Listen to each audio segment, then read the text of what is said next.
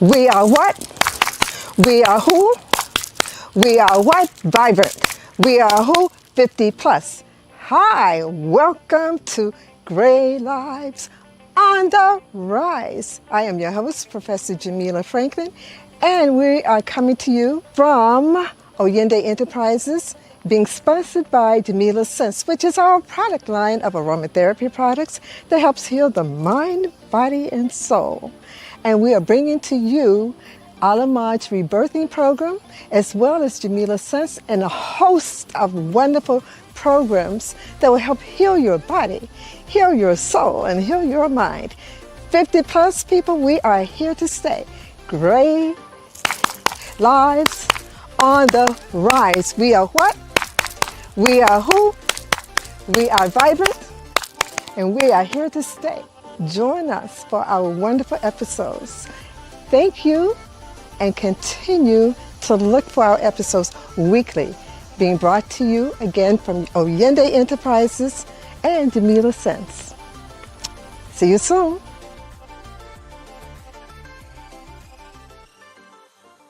Greetings, everyone. Welcome again to Gray Lives on the Rise with Professor Jamila Franklin. I am your host and CEO and founder of Oyende Enterprises, which hosts Gray Lives on the Rise.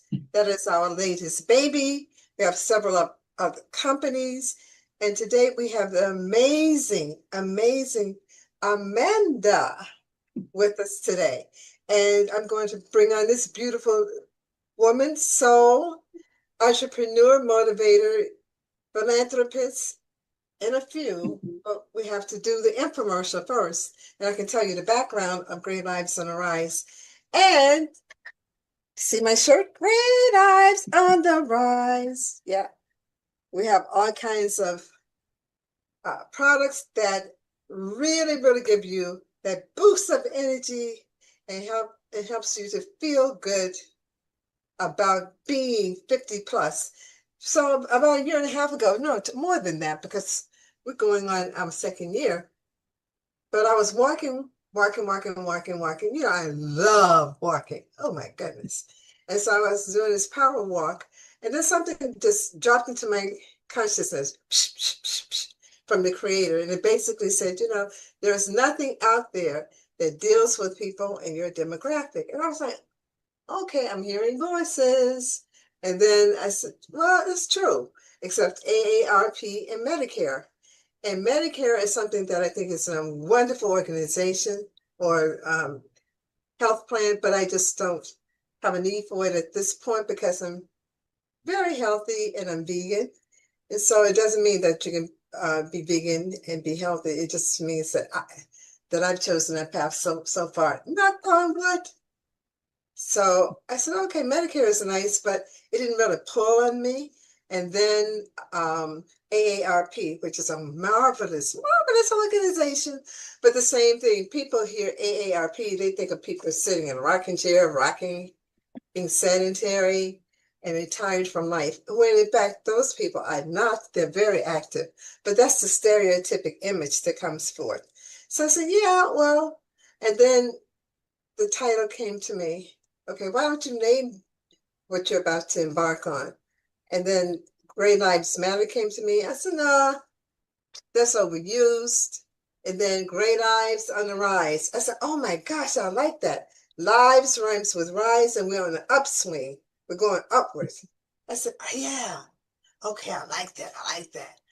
And so then the next thing was you have to have people revision how they see themselves. They're not elderly, they're not old, they're not senile, they're not over the hill. You are vibrant, you're mature, you're seasoned, you're active. So yeah, that has a different energy. And then the next thing was the store. You need to brand it. You need to get your merchandise out there so people can connect with it. So yeah. So that's how Great Lives on the Rise came about in terms of our merchandise. So we have mats, coffee mugs, tote bags, cosmetic bags, t-shirts, hoodies, you name it, we have it in the store. And so I'm going to give you contact information for you to get in touch with us regarding our merchandise, and if you would like to be a guest speaker, like the lovely Amanda. So then after we had that, the podcast was the last thing to come about. And I said, okay, I would like to have people who are 50 plus be on the podcast, because in this country, once you turn 50, you are just passe. You're over the hill, because people just think that you should be back on the back porch counting rocks, doing something that they feel old people do, or whatever that's supposed to mean. And in my talking to people around the country and around the world, everyone was having the same issue. They said, yeah, Jamila, when I turned 50, all of a sudden things changed. People tend not to desire to hire you. They don't take you seriously. They gaslight you. They just denigrate you, and they push you over into a corner as if you're irrelevant, and you are not, definitely irrelevant.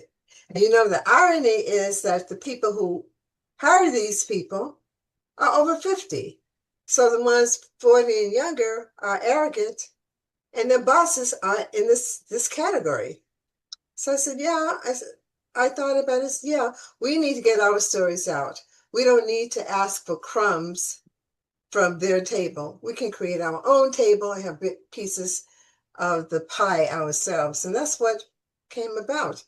All of this urging coalesced into what we have now. And we are averaging between 10 to 15,000 views per month, and we are doing extremely well. We are multi-racial. We are global. We are men and women.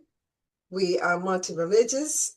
So people come to talk about their products and their stories, and we have a really good, strong following.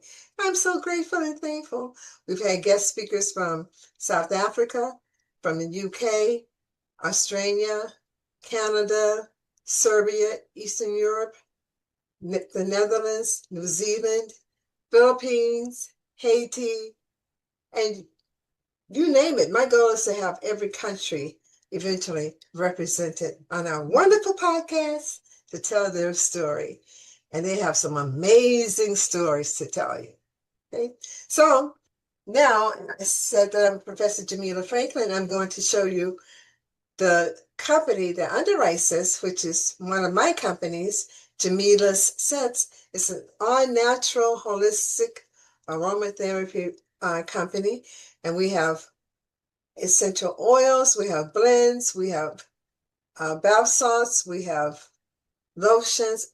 Amazing. I created all these products myself. My signature product is this, Peace Be Still. And it's all natural, no food colorings, no dyes. You see how clear it is? And what you do is you just put a couple of drops in your hands, and you rub your hands together, the palms together, and you just breathe. Oh my goodness. Every time I smell my product, I'm like, oh my gosh. And so,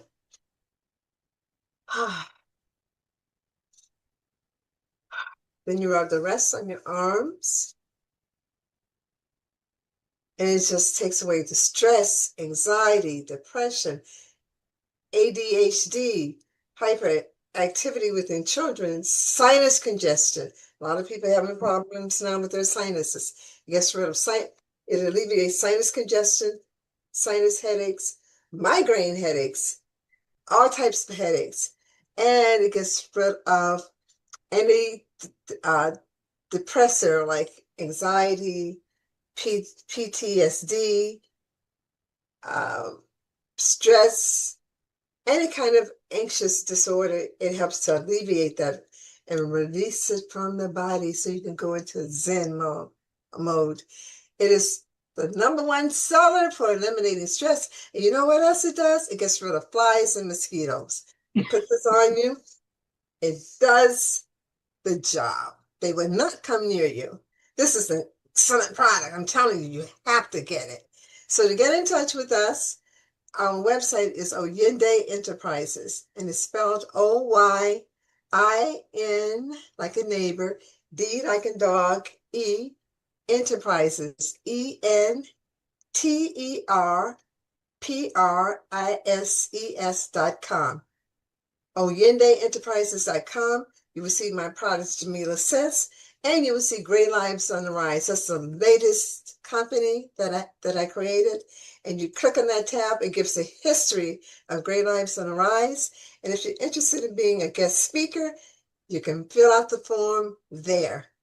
And it will come to me, and we can schedule a discovery call to see if you would like to pursue it. So there you have it. That's the infomercial. I am Professor Jamila Franklin of Oyende Enterprises. This is my parent company. And go visit. You will be impressed and amazed. Now, having said that, I am going to tell you about the lovely guest that we have tonight. And Miss Amanda Grihm. Okay? She has her doctorate, EDD, is an Atlanta-based novelist and a deeply service-oriented individual whose career has centered on helping people navigate broken systems. With a background in IT, service recovery, training, and nonprofit leadership, she brings a solutions-focused lens to her fiction. She is the author of 4 books, not one, do you hear me? 4, available on Amazon. The Wolf is one. The Dark-Skinned Sister is another one. Dark Justice is book number 3. Dark Justice Nightmare is book number 3. And Dark Justice Awake is book number 4. Amanda writes about confident women who face real consequences for their self-assurance, exploring how women navigate power, harm, and institutional failure. So today we're joined by Amanda Grihm, and before turning to fiction full time, Amanda's career centered on helping people navigate broken systems, and she worked in IT, service recovery, training, and nonprofit leadership, always focused on finding solutions to systemic problems. That same orientation towards service now shapes her work as a novelist. Amanda is the author of 4 books that are named, and they're all available on Amazon. Her stories focus on confident women who know who they are and trust themselves even when that confidence makes other people uncomfortable. And that's interesting, because when women are confident, they are called aggressive. When men are confident, they are called assertive. Very different adjectives that are used. Absolutely. And when women of color, especially Black women, are confident, we're called something that starts with a B. Very interesting. Across her work, Amanda writes about women who face real consequences because of their confidence. They are challenged, undermined, and targeted, not because they are weak, but because their self-confidence and self-assurance disrupts people and systems that expect compliance. Many elements of her stories are autobiographical. Amanda was a confident child and woman, and she faced real challenges because of it. She's currently completing a new novel titled Smart Black Girls Shouldn't Have Babies. While the main characters are Black, the story speaks to what has happened across race and class. It examines medical harm, power, and what happens when women begin to see clearly how decisions were made for them without their consent. At the heart of Amanda's work is a simple truth. The women who refuse to be shut down, dismissed, or put in their place change the balance of power. So now we welcome the great Amanda Grihm. Thank you, Thank Amanda. you. It's Thank you beautiful. so much. I am so happy to be Oh, here. we are thrilled. You are such a delight. I mean, because I think this is so powerful, because women who are empowered, particularly now in this interesting climate with these interesting, insecure people, 'cause they are, Yeah. they feel threatened. They feel Yeah. threatened. And so they would have had a hard time back in the day on the continent of Africa when women were ruling a lot of the societies, and men had no problems with it. As a matter of fact, women were in control until people from Europe came over and saw that the women were in control, and they said, oh my God, we can't have our women know that these women have this kind of power. So they convinced some of the men that that was unnatural, that women should be subjected to male dominance. And so that's how it got flipped. But some of those societies said, no, we're not going for it. No, we're not going for it. So anyway, it's interesting because everything comes from a female. Everything. Absolutely. Mother Ab- Earth is a female. Everything comes from a female. So you're not going to have life without the female. So you yeah. cannot continue to try to suppress it because we're not going for it. So, Amanda, let's start with the little Amanda. Let's start with your childhood. How did the little Amanda, who was self-confident, run into these roadblocks where people tried to have you relinquish your power? Well, like I told you when we talked the last time, I started working when I was 3 years old. I went to a grocery store. It was a corner store, and I wanted to earn money, and the guy told me no. He said, "You can't do that." I didn't interpret I cannot do it because he wasn't going to let me. I interpreted it as he thought that I didn't have the capability to do it. So I showed him. The next person who came in, I grabbed a stool, went over, got what they wanted, went to his cash register, handed him the money, and told him, "Give me the change so that I can get it to him." And after that, people started coming in to see me work. And I would, so I started working there. Then I learned At to age register three. At at age three. 3. And Wow. I got my first award when I started kindergarten, the first day of kindergarten, because 2 years prior to that, I lived in Youngstown, Ohio, and Hmm. there was we used to get our vaccinations. All the kids would get their vaccinations there. So I would go up and hold the babies and hold the children while they got their vaccinations. So on my first day of school, they awarded me a doll. And I've just always been the person who has been service and solution oriented. I've Wow. always known that if there's a problem, somehow I could fix it.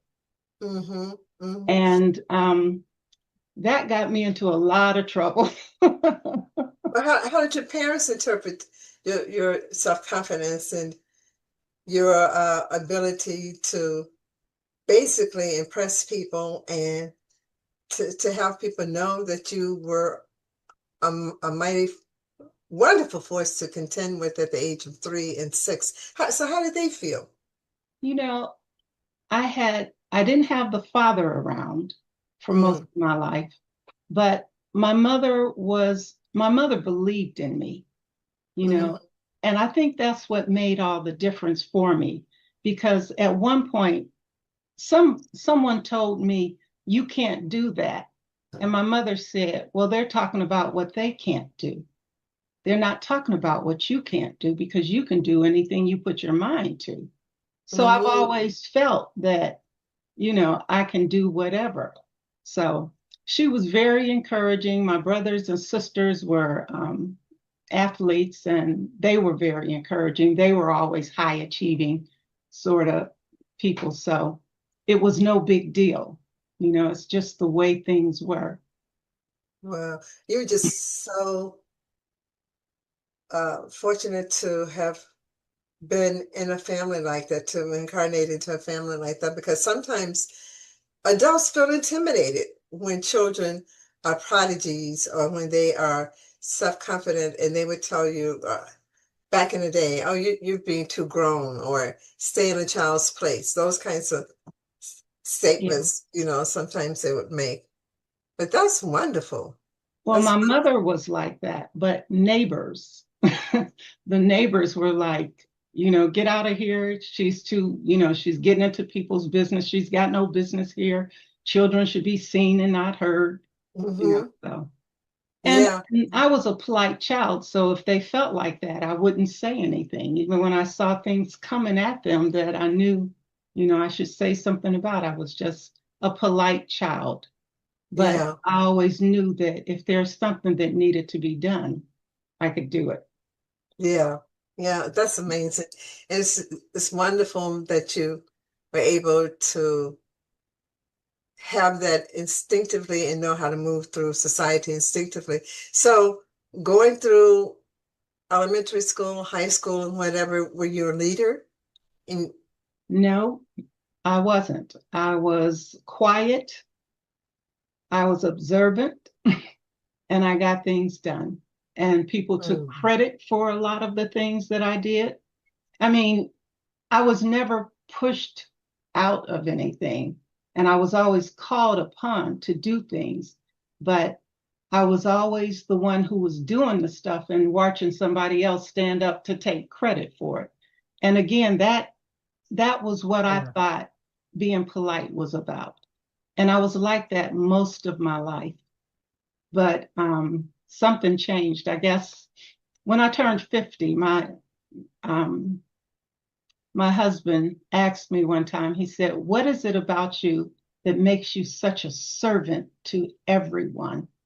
He said, "You are too smart and too strong to give all of your power to everybody who asks for it."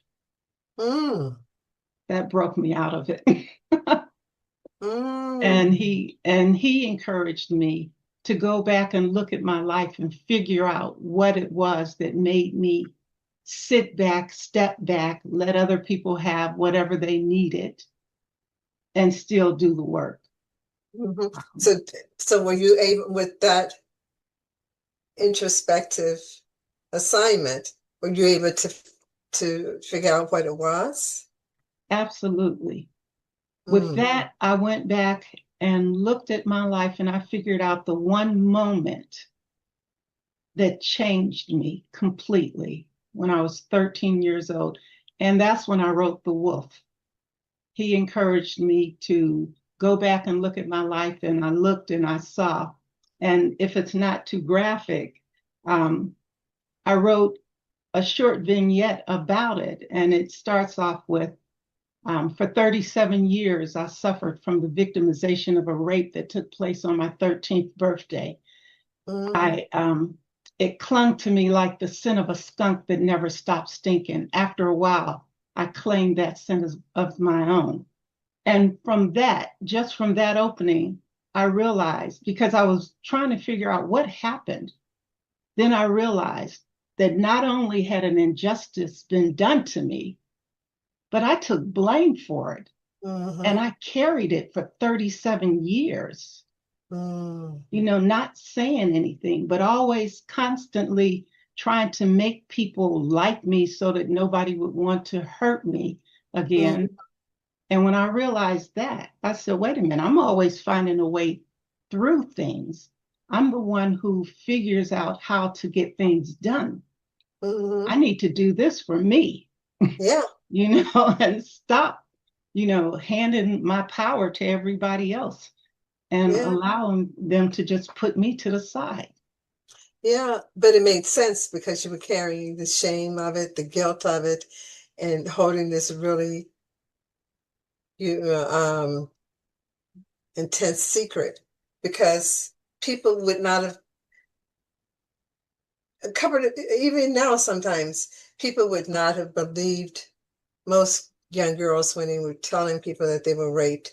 They were the people who caused the rape. They Yes, were blamed. If you hadn't had that dress on, or if you hadn't looked at him, or never did they put the blame on the males for exactly. raping a child. So a lot of children, males as well, kept their mouths shut until they became adults because people did not believe children. They thought that they made it up. And a lot of these men were in the families or they were up, upstanding Yeah. citizens. And Yeah. that's the irony of it. Ministers, teachers, uncles. It's just really amazing. So did you ever tell your mom? No, I never told anyone until I wrote The Wolf. I was 50 years old when I wrote The Wolf, and that's when I let it all out because not only did I not tell anyone, I put it completely out of my mind. I Wow. never even gave it any kind of power except for I always knew to stay out of the way of, when someone is looking at you too close, you leave. That was my solution. Or if someone needed something, I needed to be the person that they could go to so that, they wouldn't have anything against me. It So was it can it harm was you. it Yeah. was horrible. You Yeah. Yeah. I'm so sorry that that happened to you. It's unimaginable what adults can do to children sometimes, and it takes away their childhood when that happens, when assault Yeah, happens. yeah, Yeah, it definitely does. it But takes it away. as a result of that, I've done a number of speeches at schools, and um, I've seen young people who would never say anything about what happened to them. And one day I had a line of people out of the auditorium waiting to tell me. And I was telling them, whatever happens here and whatever you say, we're going to have to take that to the police, Mm, because you're a child and something, so horrible happened. And they were like, well, if you came out okay with all of this, I think I'll be okay. And I want to tell now, I don't want to suffer for 37 years like you did. So, hmm. I don't even know how to look at that, but I'm grateful that my experience was able to help some other kids and some other people and women and even men, you know. Yeah, yeah, yeah, because men have been molested as well by other men and by women. And Yeah. people think that it's just the girls who've been molested. And now in the height of human trafficking, Oh my it's goodness. horrendous. It's Yeah. horrendous. Yeah. It's horrendous. As a matter of fact, Diva talked about how she has worked with children in Latin America who have been trafficked. And so to help them reclaim their childhood and their personhood. So you carried this secret around with you for 37 years and then you published it. But in the meantime, what was going on in your life? Because you've done so many wonderful things. Well, my life has constantly been one of service. One of the things that I did that I'm really, really proud of is that I founded a nonprofit called Project Match, where I matched homeless people with senior and disabled citizens who lived alone. I wrote a Wow. play about it called Project Match. Hmm. I'm called Going Home. And then I wrote a TV movie about it because one of the casting agents saw my play and wanted me to write a movie. But Wow. yeah, it didn't go anywhere because she wanted to take complete control. And I was past those days of giving over my power to people. So, Yeah. but just the idea that I did that made me feel really great. And I've worked in training. I'm constantly in training and service. Um, I love customer service. I absolutely love that. Mm, People just say, "Oh, how can you like something like that?" Because that's where the people who have the real stories about what's going on in their hmm. lives and how what you're doing affects them is. And Hmm. that's where I really shine because when somebody tells me about a problem that can't be fixed, that's typically where I start, and then I write about it in story form, turn it into a book. Yeah. Well, I heard about your wonderful work with female veterans, and how did that come about? No, I don't work with female veterans. I'm sorry. Oh, okay. Well, I must have misunderstood what I heard. But you were saying something about matching. Oh yeah, Oh, Yeah. What I used to do is I used to match homeless people, homeless single parent families with senior and disabled citizens who lived alone. And Mhm. I've never looked at it like I'm placing this person in your home or, I've always looked at it as helping the people who need each other, who need help to help each other. Mhm. So I did that for 13 years and it worked really well for a good while.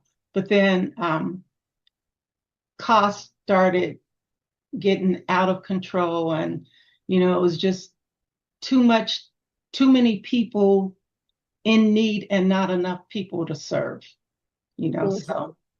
Mhm. And rather than lower the amount of service that we were providing, I decided that it was better to stop it altogether because they were saying, oh, Amanda, let's just feed the homeless. Well, no, there's organizations that do that. You know, Mhm. you can always go somewhere and feed the homeless. But Mhm. So you will match homeless families? homeless single parent families and homeless single individuals with Mm. seniors or disabled citizens who needed someone in the home. And I Mm. wrote a play about it and produced it at the Civic Center, the Atlantic Civic Center. And then I did it several times at the 14th Street Playhouse as well. Oh, wow. Yeah. That's wonderful. So, and matching the seniors with the single head of household mom with the children, Hmm. that's a novel idea. So the family will move into the home of the elderly person. Yeah. Yeah. And we would monitor the homes Mm-hmm. for up to 3 years. And um, what I anticipated was that there would be a lot of homeless people who I would have to take out and, get them into a shelter because of anything that may have been going on.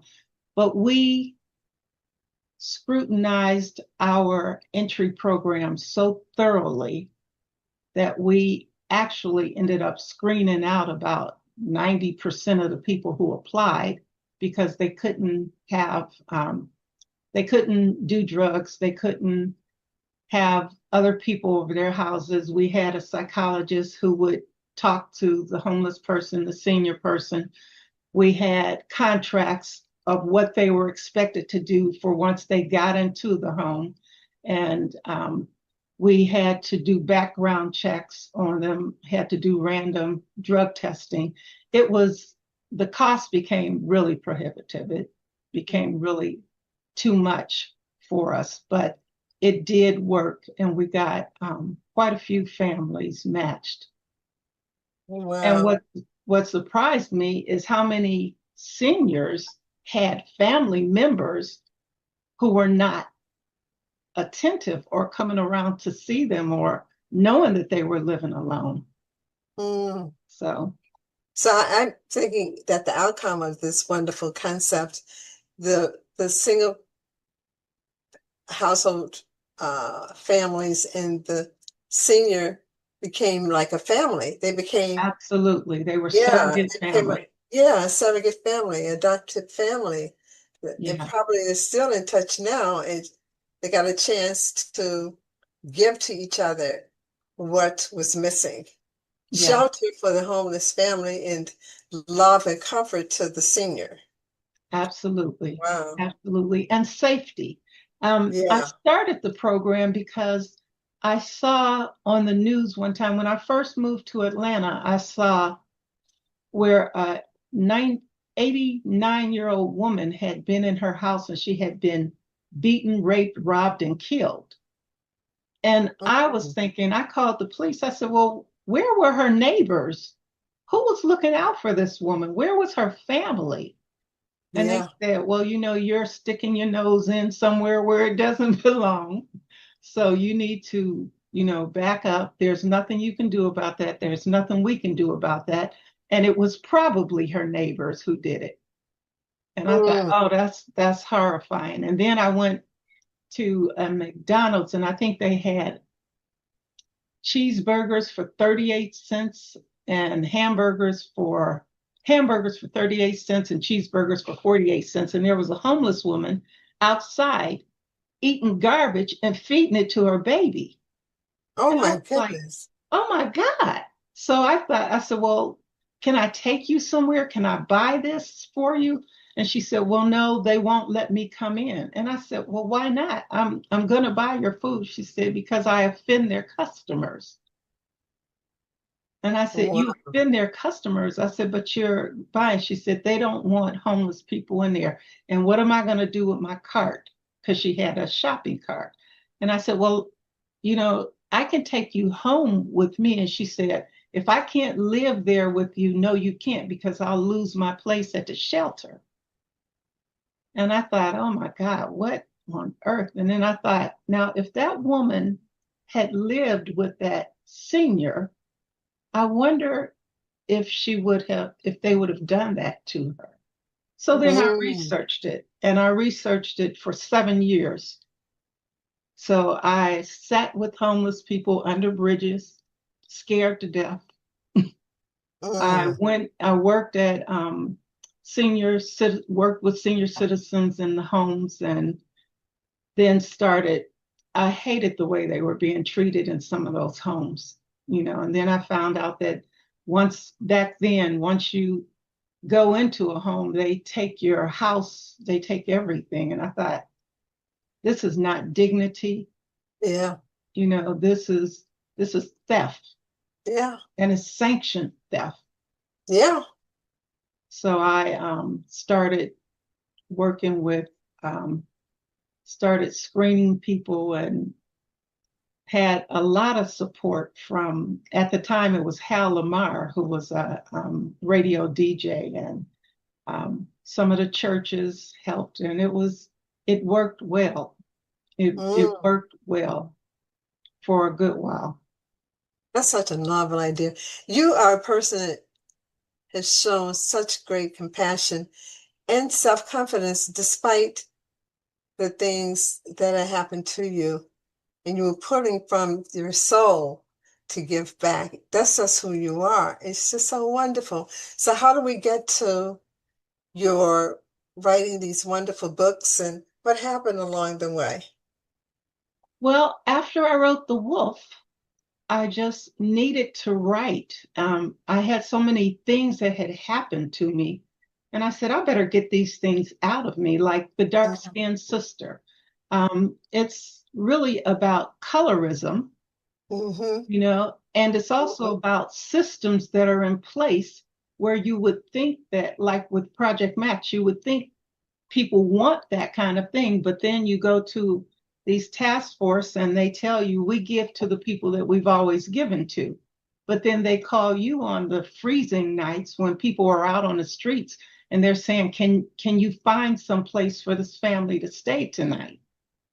So that's what the dark skinned sister is. And then dark justice, I'm just looking at all the things that happened in my life and the systems that were integral to the harm that I experienced. And it Yeah. wasn't just a person, it was a whole system. It was Mhm. systemic, and, you know, organizations working against, what's right. Yeah.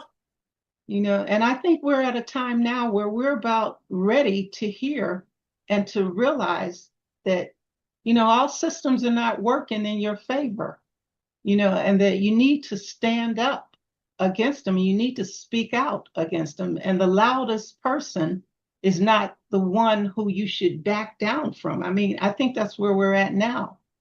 If you Mhm. look at what's going on across the world, it's Yeah. the bullies, it's the ones who are standing up, screaming loud and hard and making you afraid to stand up for what's right, Yeah. Yeah. you And know? people are intimidated by that because it's like the Hitler manual. You can if you can get into the consciousness of someone's brain, you have them.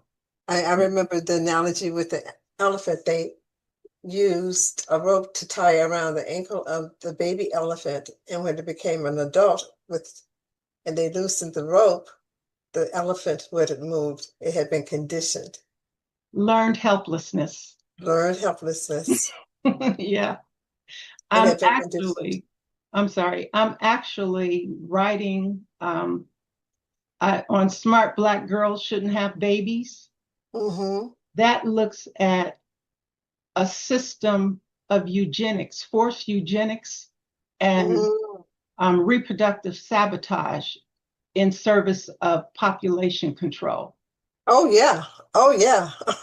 And my second book, I've just started drafting it, Smart Black Girls Fight Back, is Mm-hmm. about learned helplessness and Mm-hmm. hegemony, and that was the perfect example because Mm-hmm. it happens throughout the school systems. It's I mean, if you look at all the systems that come together to work against these children, and Mm-hmm. you look at them and you say, well, they're not responding. They've learned to be helpless in that situation. They've learned to keep quiet. They've learned not to respond. Mm-hmm. It's horrifying. Video games, a lot of things that are out there now are programming them to behave and react in a certain kind of way. It's systemic. It's all by design. It It's really all is. by design. So in your work with the match program was just so amazing. So what did you do after that program? After you dismantled the program? After I dismantled that, I worked in IT for a while. And then I Mhm. just decided now it's about me. I Mm, retired and I started writing full time. And it mm, took me 3 years to write Smart Black Girls Shouldn't Have Babies. uh-huh. And it took so long because it was personal. It's what my gynecologist said to me and two of my friends. And I thought that it was a compliment at the time. I was young. We were all young. We thought that he was complimenting us. Oh, smart Black girls shouldn't have babies. They should have careers. But we didn't know that he was scraping our wounds so that we would never be able to have babies. You, Really? yeah, absolutely. Absolutely. And when my good friend died about, um, she died about Oh, 6 years ago, mm, she was one of them. And when I learned that she was still trying to have babies well into her 50s, mm. it broke my heart. And I said, I have to tell our story. I have to tell what's going on. And if you look at the numbers, if you just look at why is this happening? Is this even real? Because my question is, are they still practicing forced sterilization and reproductive sabotage today? Mm. Yeah, in a different way. Through Yeah, the foods that people eat, through the absolutely. climate invasion, through the water systems. Oh yeah.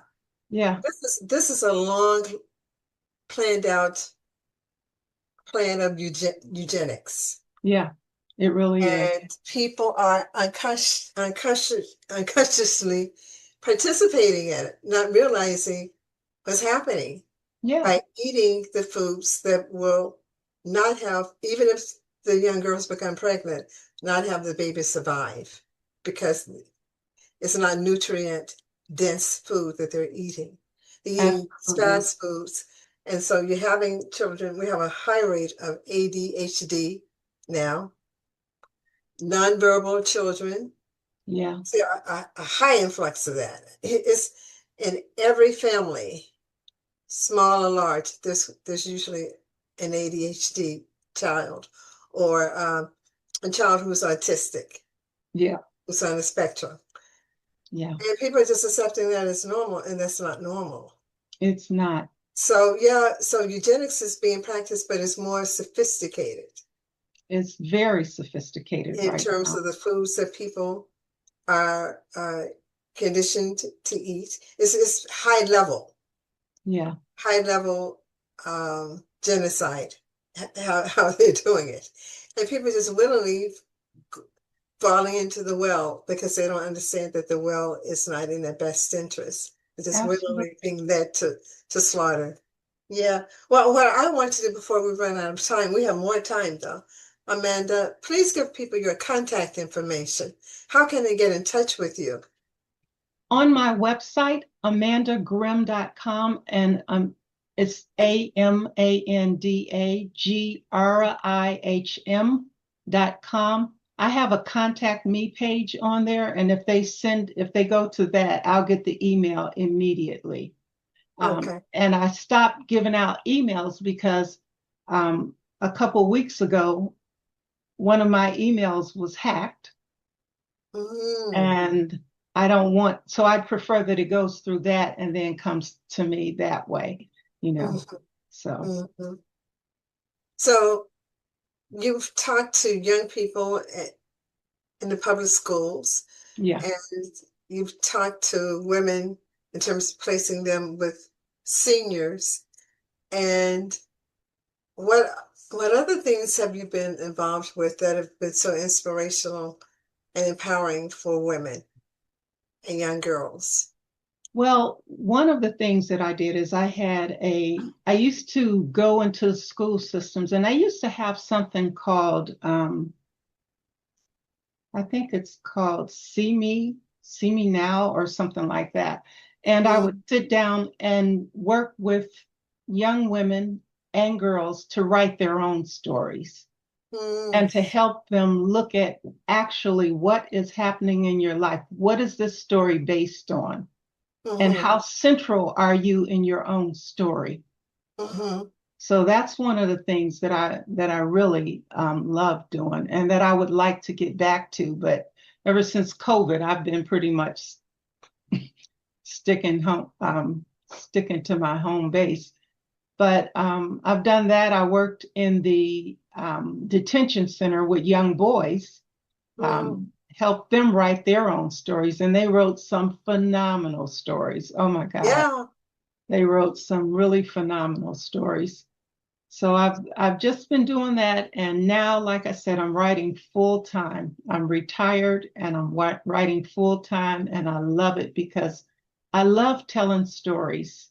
I mm, love telling stories, and I love telling stories that have solutions in them that people can yeah, use. You know, they yeah, may not see it right away, but then they'll say, "Wait a minute, I can do that instead."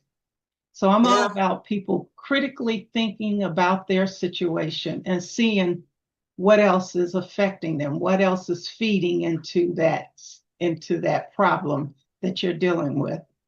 Yeah. Mm-hmm, mm-hmm. I think that that's so amazing. You are a perfect example of someone who is an iconic mentor. People can look at you and say, she did this, she's on the other side of the trauma that she faced. I can do this too. And she has a sense of peace and wholeness because you've been working on yourself. Yeah. When a lot of people experience traumatic things, they feel ashamed, and they hide it. And when you're a child, that's really common. But as we become adults, I think we need to step away from that model of shame because what happened to you doesn't define who you are. That's an act, but that's not the core of who you are. And Absolutely. a lot of times, women in particular have not been told that. They've always felt that if they had only done something differently, then that act would not have happened. If only I had looked, if I only I had gone down the street, if only, but in fact, when people are predators, they look for any kind of opening. Yeah. It's not that you are making yourself available. They look for any kind of opening, and especially if you come from a home where the father and the mother are not a solid unit and are not, for whatever reason, able to protect their children. And so these predators can sense that. Yeah. And they know the right things to say, the right things to do to entice young people. into their snare, into their trap. That's So exactly what it is. mhm, they know what to say, and because they know there's something that you're feeling empty about something, and they see it because they're predators. Yeah. That's who they are. They're predators. But having someone like you, we can switch that and have females in particular become more socially aware of where they are and self-aware in terms of their self-esteem.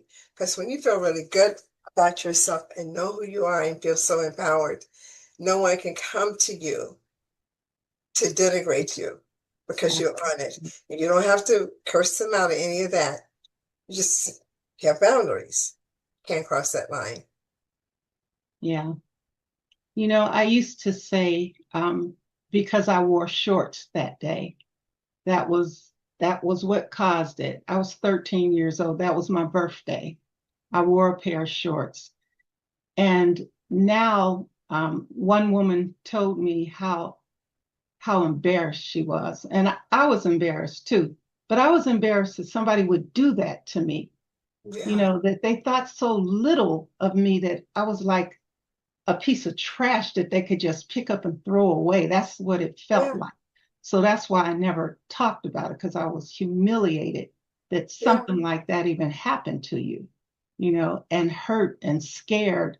And then yeah. they Oh, yeah. threatened to do the same thing to my mother if I said anything, so I was just scared to death. But I also noticed that before a year before that, those he was a man. I was 12, and the guy said to me, he said, "You wear those shorts again, and I'm going to rape you." I didn't know what rape Mm, meant when I was 12. I thought it was something nice because he was smiling when he said it. But I never wore those shorts again until the next year, until my birthday. And I had so much shame about that something like that could happen to me, because I see myself as a viable, strong, confident woman. And I am not, I had to realize that what happened didn't change who I am. exactly. It showed me who he was. Exactly. It showed me, and that's what I tell people, don't take the blame for what somebody else is doing. Mm-hmm. Don't take the That's blame nor the shame. Yeah, exactly. Don't yeah, take that blame. That's not yours. Leave it with yeah, him. yeah. Leave it with him. But And see, I think by talking to you, because children, we can say that, but they don't really internalize that unless they talk to someone who's been through it or someone who can show them by hugging them that they are okay and that they are perfect in the eyes of God and that the person who harmed them is sick. yeah, But very few absolutely. children can go home or have a parent, because sometimes the mother isn't that much older than they. In some cases, maybe Oh 15 yeah, years older, and it may have happened to her. And yeah, so, or the mother may have been on drugs or something. So it's like, where do they find a place of solace, a place of protection, a place of peace? And yeah, having you talk to these young people, I think that's the first step for them to say, see, she understands. She's going through this, and I too shall survive because she's on the other side. It's not theoretical. You are a right. real person who's gone through that, who can talk to them on their level without making them feel ashamed with all the Christian stuff. Well, that was a sin. All that stuff that has no place Yeah, in this absolutely. kind of conversation. So Absolutely.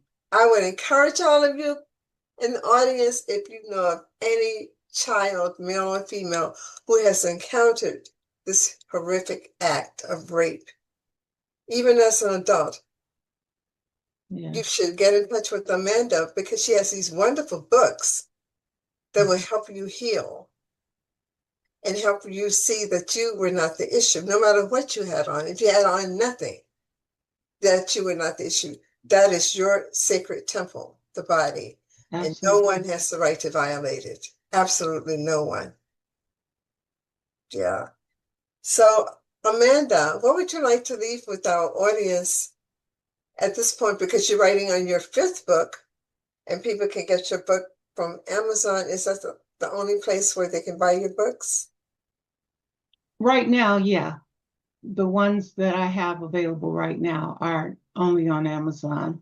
But, actually, I'm not even sure because I've had people from other countries tell me that they've gotten the books from other places. So, Hmm. but Hmm. Amazon is the safest bet, But I Hmm. would like for the people who read my books to see my Hmm. characters as human beings who struggle with human problems, not just Right, fictional right. people where you can really just write a good ending Hmm. because most of the things in there are personal and that we Hmm. all have personal power. We either use it or we give it away. And I like keeping your that. personal power is not being selfish, it's surviving. And in everything that I do and my characters do, I have them think critically. I have them looking for answers, not looking for a way out. I don't Hmm. expect anybody. I always say you can't just get over something. You go through Right. and you look at what's around it, what's causing it, what did you do to get past this point, you know? Yes. So I have a holistic program called Don't Get Over It, Go Through It. It's a 90-day, really, yeah, it's a 90-day program. And I walk people through different stages. It's a spiritual, mental, emotional, metaphysical program, and it's really intense and deep. Because to tell people, oh, just get over it. No, it's still within your energy field. You yeah, have to process it before you can release it. And you would definitely release it, but you have to, it's a stage, it's a process. So don't just get over it. That used to be the slogan, particularly from some of the male motivational speakers. Oh, just stop whining, just get over it. No, the people are now seeing that if you don't process it, you're going to go back to that original trauma. And it's going to absolutely. be relived over and over and over again until you address the shadows and the pain and Yeah, allow those things to heal within you. Well, man, I am so pleased that we had this time together. thank you. So am I. Yeah, the I Carol Burnett ending, how she used to say, I'm so happy we had this time together. Yeah, I'm so happy that we did. And everyone out there in the audience, please get in touch with Amanda if you need someone to motivate women and or men to go to the next level after they've experienced a trauma and they're yeah. feeling neglected or dejected. Amanda Grimm is the person that they should get in touch with. Give them your contact information again, Amanda. Okay, I can be reached through my website, amandagrihm.com. And Amanda Grimm is AMandagrihm.com. And I'm also on LinkedIn, Amanda Grimm. If anyone would like to get in touch with me, I would love to hear from anybody. And um, I write the stories about people who don't look to be invited in. I write stories about women who are so strong and so confident that they just can't be ignored. So they are Yeah, already in. yeah. The energy precedes them. You see this queen coming. It's an energy procedure. Well, Amanda, thank you so very much. And I would like to thank the people in our audience. And don't forget, we're on every Sunday from 7 to 8, and the replay starts at 8:30. Please tell your friends about this wonderful podcast with Amanda Grimm. And don't forget to go to our YouTube channel, Gray Lives on the Rise. Gray is spelled Gray, not Grey, Gray, Lives on the Rise. Click like and subscribe, and you would never ever miss an episode. So we thank you, beloveds, Thank and you. go to our store. See this? Yay! And Amanda bought a beautiful hoodie and is on Yeah, its way to Amanda. So you're going to see a picture of her with it when it arrives. So thank you. absolutely. And until next time, beloveds, take care of yourself. Be careful in your environments and know that you are loved more than you could ever imagine by the creator of the universe. And you can't do anything about that. Okay. Be well. Namaste. Thank you so much for joining us for this episode of Gray Lives on the Rise, being brought to you by Jamila Sense, which is the product line of Oyende Enterprises. Jamila Sense is a 100% natural aromatherapy line that heals the mind, body, and soul. This episode of Gray Lives on the Rise was intended to uplift you, to inspire you, and to motivate you. Please tell all of your friends, family members, and anyone you know who's 50 plus, who's living a vibrant life and interested in doing more and enjoying life even to its fullest. So thank you, and please subscribe, like, and comment on this video and all our videos. Thank you, and until next time, until our next podcast, namaste and be well.